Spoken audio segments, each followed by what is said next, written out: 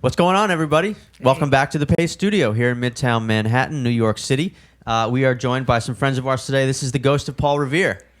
How's it going, guys? Good morning. Good. Yeah, this is the three-person Ghost of Paul Revere. The Ghost of Paul Revere takes the form of three men from Maine. Yeah, as sure it turns does. out. I didn't know that until recently, but I have found out. These guys have a new record out. Came out in October. It's called Monarch. It's really a gorgeous record, and we're really excited to hear some tunes from it today. So let's start out with some music. Tell me a little bit about the first song you're going to do for us today. Cool. Well, we're going to start off with a song called Avalanche. It's one of the bigger songs that we did on this album. We took a lot of kind of experimentation when we were recording. It's kind of cool. We, instead of recording live, which is the way we usually did it, kind of everything, we started by kind of parsing out all different parts and kind of building from the ground up. So this was one of the tracks that got kind of things rolling when we were up in the Great Northern Sound Society. And yeah, it's called Avalanche. Cool.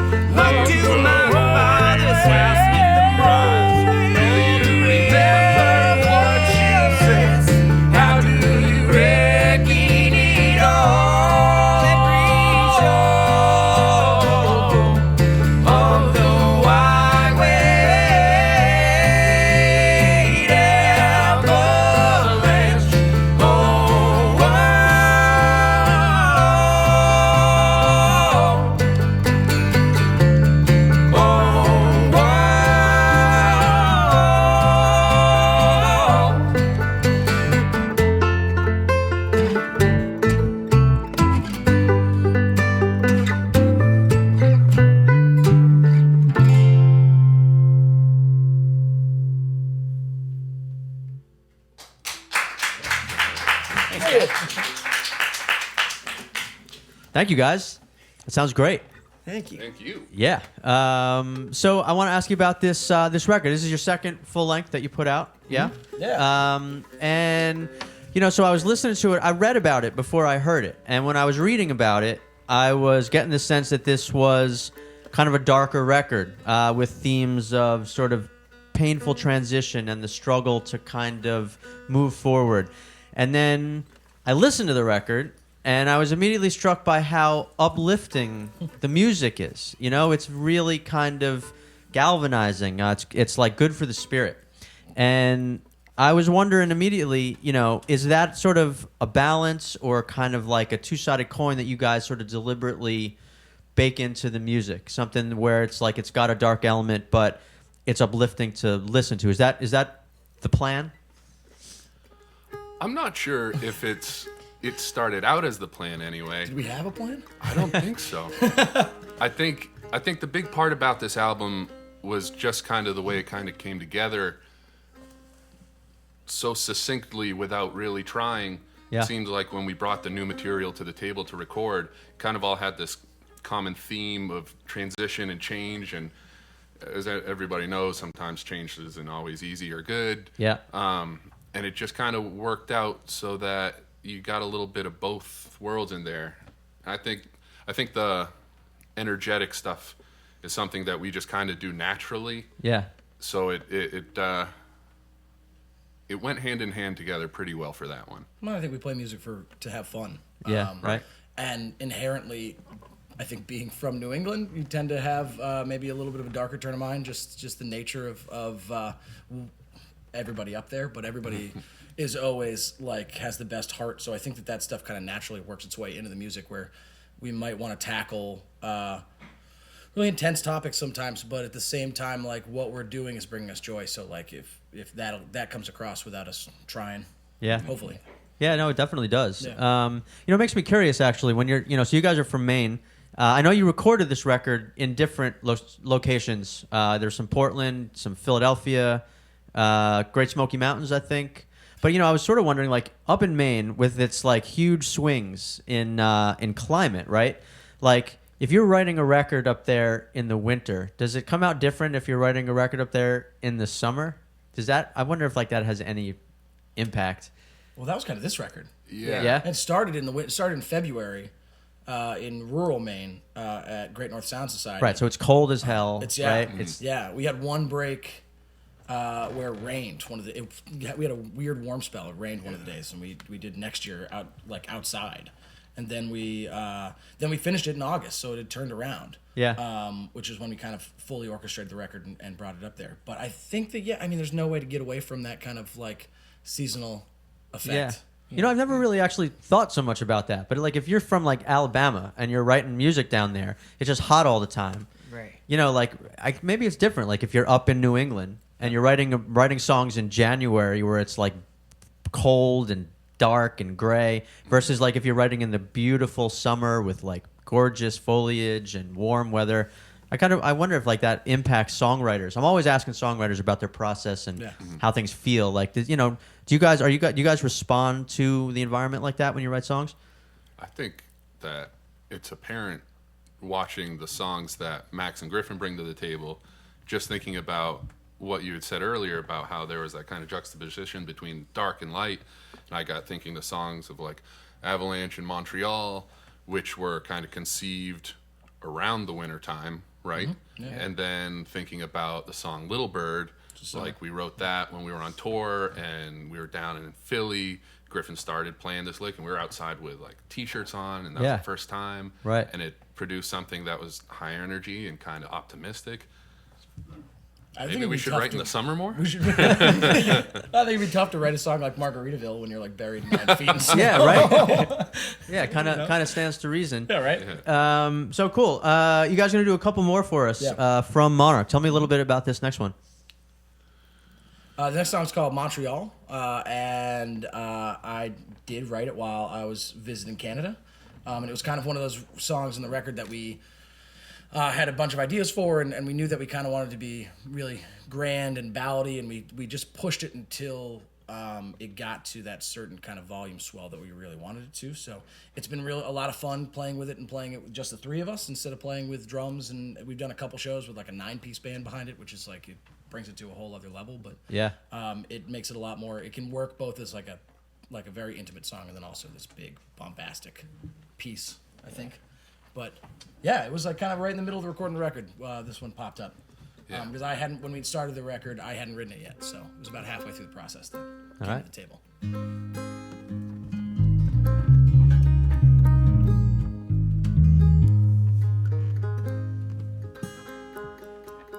Acoustic instruments love cold weather too. They're the best. We keep it pretty chilly in here.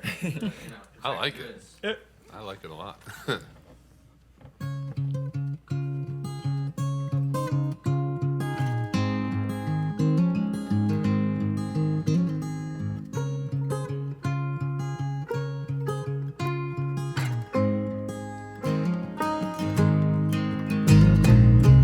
Remember how it used to be when love for us was so damn easy. Then one day it turned around, empty house without a sound there. And I said, are we growing apart, or are we growing up? Are we in a dream, or are we waking up?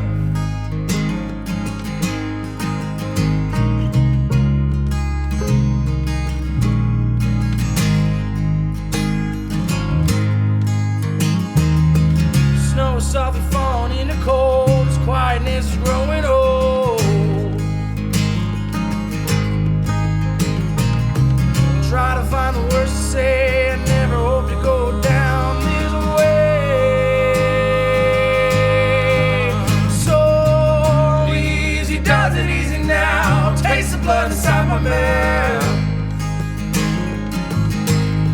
And I said, easy does it, easy now. Really hope you work it out. And I said, are we growing apart, or are we growing up? Are we in a dream, or are we waking up? Well, time slips away and the memory fades, but for you, you're all alone. Well, the grass may be greener and the scenery cleaner, but your heart's never found a home. Are we growing apart, or are we growing up? Are we stuck in a dream, or are we waking up?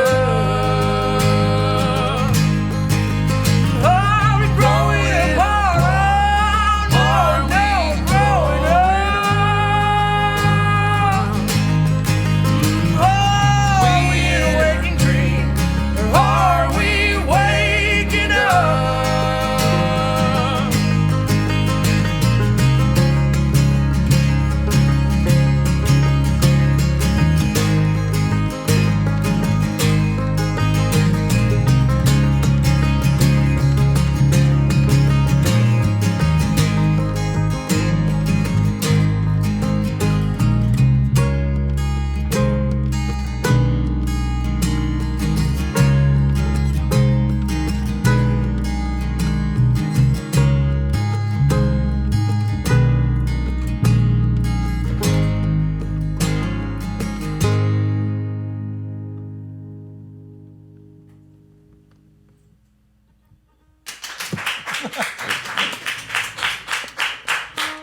Thank you.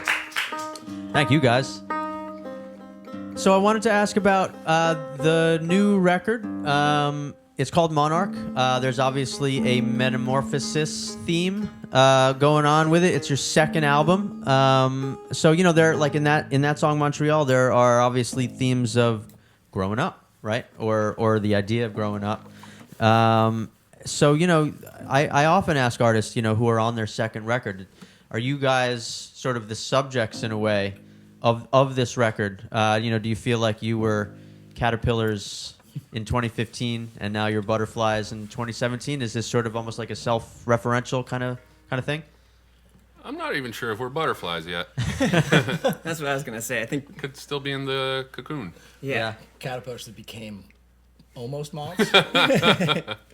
I'm too furry to be a butterfly for sure. I think that in general, we were going through a lot of changes in life, I think, at the time, and it kind of lent itself to what we want to do in this record. We really wanted to. Every other record we've ever made was just us in a room playing the songs until we got them right in front of one microphone. Yeah. And now this record, we were like, well, we always hear that people love the live shows a lot. Like they're always like, the records are good, but you have to go see them live. And it was a certain point where we just kind of were like, well, why make a record live if people want to come see us for that anyway in person? So let's make a record we can't perform live.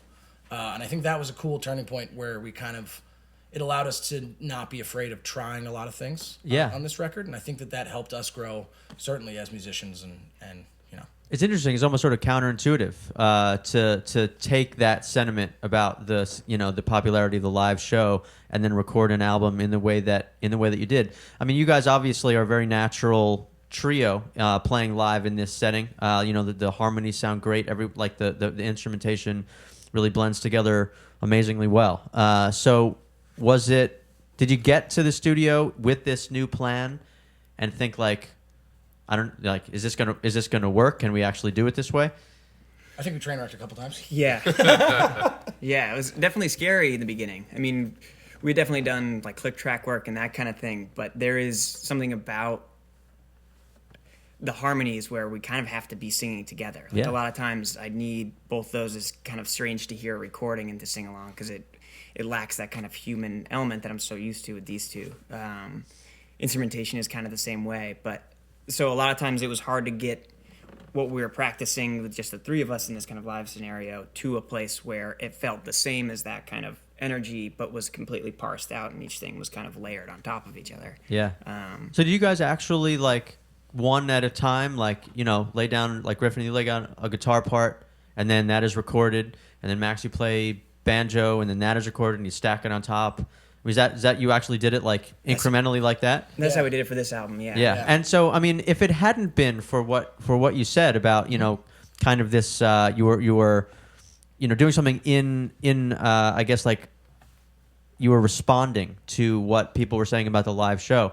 Would this have been the natural course of how you would have wanted to record this record anyway, or was this really a new idea that came from that? I think we were interested. Yeah. I certainly was. Yeah. Just trying something new. Yeah. For sure. Yeah. It might not have been so much of the overall concept, but I think there would have definitely been a good number of songs on the album that were made that way. Yeah.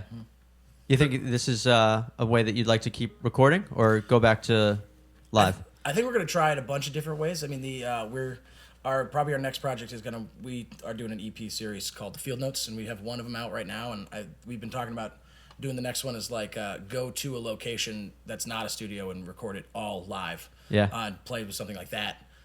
So it's more influenced by the environment we're in, and then go back for the next full length, and maybe go back in the studio and do it the same way. Or it all is, I think, going to be situational. I think necessity is, as they say, the mother of all creation. So at the time, whatever we feel like we need to do to get the songs to sound the way we hear them in our heads, we're going to take every step to do it and not be afraid to take some chances. But if that means standing in front of a microphone and just belting it out like we used to do and playing it 30 times until we get it right, we'll do that for sure. You guys aren't one-take wonders? We try. Well, it's like that Elvis thing where they, I think I'm probably not going to get the number right, but the whole thing with Elvis when he recorded Hound Dog, I think they said he did 58 takes of it in a row, and they chose the second take. Yeah, right. There's a lot of that in the studio for sure. Yeah, totally. I've always heard the same thing about Phil Spector. Hundreds of takes, and then you go back to the third one. Yeah. And everyone gets pissed off, and then guns are fired. And history is made. Right. Cool. So you guys are gonna do one more for us from Monarch. Tell me a little bit about this last one. It's called Little Bird. It was the one that Griffin started writing when we were on tour and we were out in Philly. And it was kind of one of those mornings where we just kind of woke up and had the majority of the day off, which doesn't normally happen. And we got to relax and lounge around outside. It was 1 p.m. and I was waiting for the rest of the band to wake up. Yeah. Like I said, Right. This is the album opener, yeah? Yeah, it is. Yeah. Yeah. And probably the truest to our like all the records that came before Monarch for sure. Yeah. We always used to joke around that we never wanted any drums. We just wanted good boots. Mm-hmm. And that definitely came through on this one on the album, which is fun. We like stomping. Yeah. I hope our rug is conducive to the stomp. Sean's got big boots, so Yeah, all right. we'll see. This is a classy stomping rug. Yeah, it's true. It's true. We'll ask our downstairs neighbors how they like the song when we're done. Y'all ready? Yeah.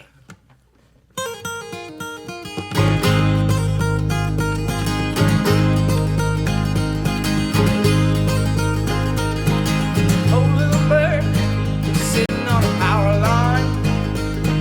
Sweet little thing, don't you know you caught my eye?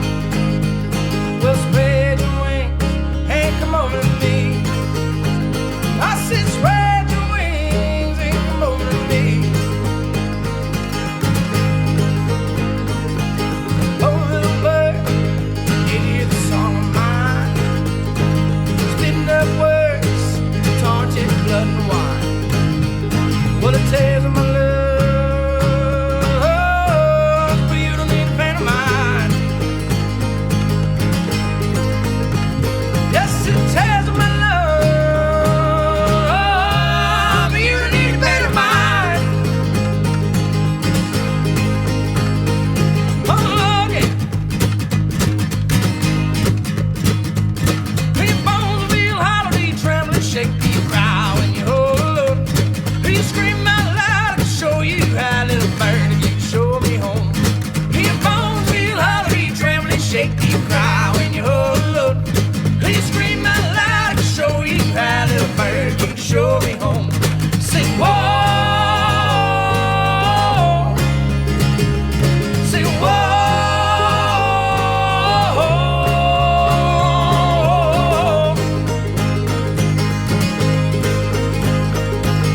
Oh, little bird, did you hear the sorrow I holding my heart, roots are buried deep inside.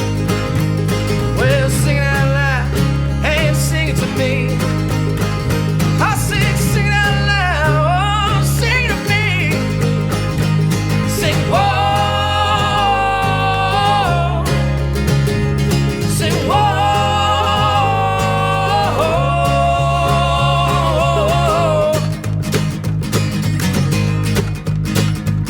Do your bones feel hollow, do you tremble and shake, do you cry when you hold up?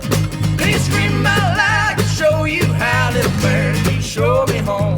Do your bones feel hollow, do you tremble and shake, do you cry when you hold up? Do you scream out loud, I can show you how, little bird, can you show me home?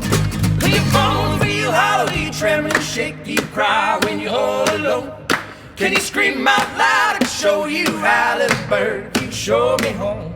Do your bones feel hollow, do you tremble and shake, do you cry when you're all alone?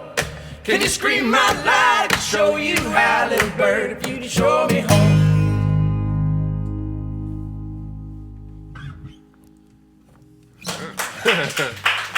Thank you. Guys, thank you so much. Thanks for having us. Absolutely. It's awesome. Yeah, thank you guys.